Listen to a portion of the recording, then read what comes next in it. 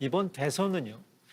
선거 기간에 후보들이 발언한 내용을 저희들이 자세하게 분석을 해보면 후보마다 유난히 아마 자주 쓰는 말, 차별화되는 키워드, 슬로건이 있습니다. 네, 굉장히 짧게 압축해서 네. 표현되는 그런 키워드지만 그 속에서 유권자들은 후보가 갖고 있는 가치관이나 또 정책 방향에 대해서 판단을 내리게 되죠. 네, 저희들이 빅데이터를 통해서 대선 주자들의 대표 키워드를 저희들이 모아봤는데요. 여의도를 배경으로 한 시원한 드론 영상과 함께 감상해 보시겠습니다.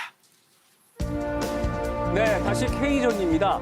주요 후보자들은 어떤 말로 유권자들에게 지지를 호소했을까요?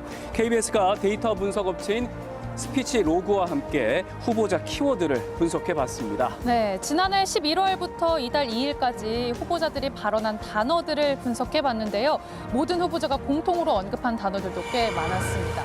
자, 키워드가 하나씩 뜨는데요. 지금 보시면 국민, 정치, 그리고 정부, 후보, 정책, 그리고 대통령, 생각 등의 단어들이 있었습니다. 특히 이 중에 국민 같은 경우는요. 새 후보자 합쳐서 3만 번 가까이 언급한 것으로 확인됐습니다. 네.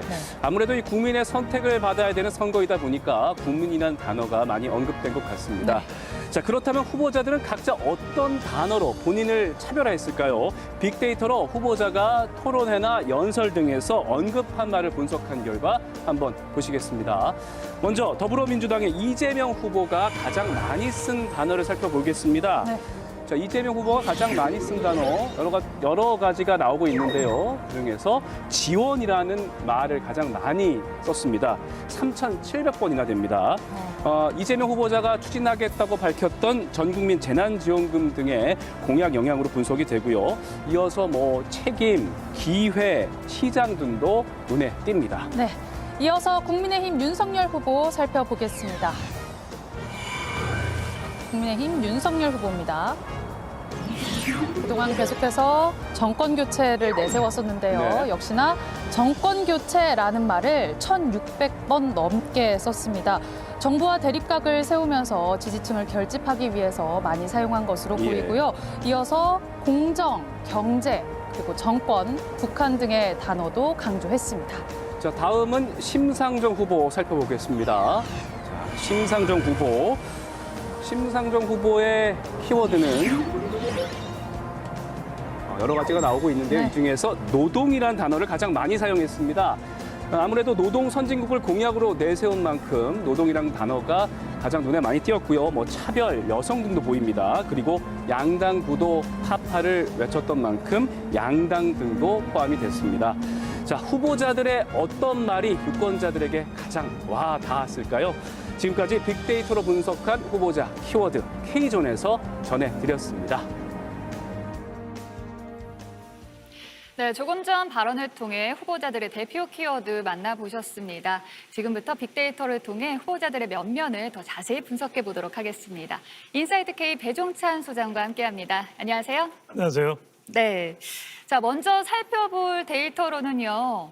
네, 새 후보의 데이터 중에서 어떤 인물을 많이 언급을 했느냐 저희가 1위부터 10위까지 뽑아봤는데요. 공통적으로 좀 보이는 부분이 후보 자신의 이름과 또 상대 후보의 이름을 가장 많이 언급을 했네요. 네, 먼저 이재명 후보부터 보면은 자신의 이름을 어떤 다른 인물보다도 많이 언급을 했습니다. 이것은 이번 대선을 후보자 중심으로 이재명의 선거로 가져가겠다는 것을 읽을 수 있는, 그래서 자기 이름이 가장 많이 등장을 했다고 볼 수 있는 것입니다. 아, 그렇군요. 그런데 이재명 후보나 심상정 후보와는 달리 윤석열 후보는 본인의 이름과 또 상대 후보의 이름을 거의 비슷하게 또 언급을 했어요.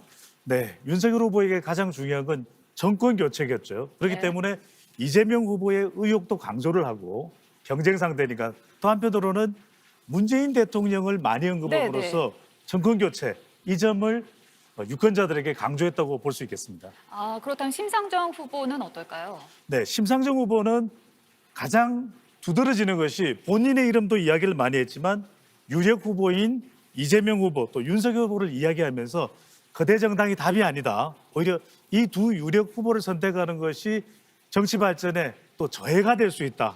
이런 점을 강조한 심상정 후보의 전략으로 볼 수 있겠습니다. 네, 그렇군요. 다음으로는 후보자들이 어떤 정책에 대해 많이 언급을 했는지 저희가 1위부터 10위까지 또 뽑아봤는데요. 일단 새 후보가 언급한 정책이 다 다릅니다.